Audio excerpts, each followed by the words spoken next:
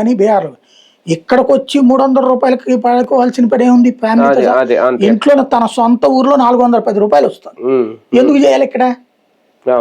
దాన్ని బట్టి సంక్షేమం అనేటటువంటి దాంతో పాటు అభివృద్ధిలో పేదవాడి పాత్ర ఇక్కడ ఇంకొక మాట గుర్తుపెట్టుకోవాలి.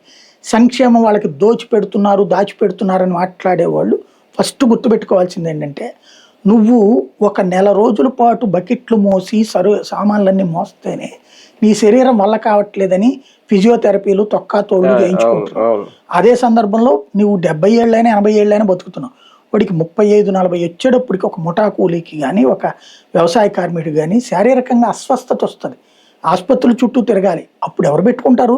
సమాజం పెట్టుకోవట్లేదు. అందుకే ఆరోగ్యశ్రీ లాంటి, ఆయుష్మాన్ భారత్ లాంటి. పేదవాడు తన జీవితం మొత్తాన్ని, తన శరీరం మొత్తాన్ని ఈ పెద్ద పనులకి కేటాయించడం వలన మాత్రమే ఈ దేశం అభివృద్ధి చెందుతోంది. అభివృద్ధిలో ఆ పేదవాడు అతి తక్కువ మొత్తం తీసుకుంటూ అతి ఎక్కువ పనిచేశాడు.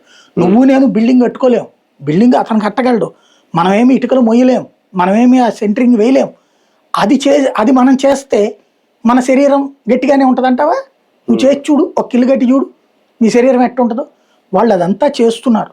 వాళ్ళకి ఇస్తున్నది సంక్షేమం అనే కంటే కూడా కాంపెన్సేషన్ ఇస్తున్నాం మనం.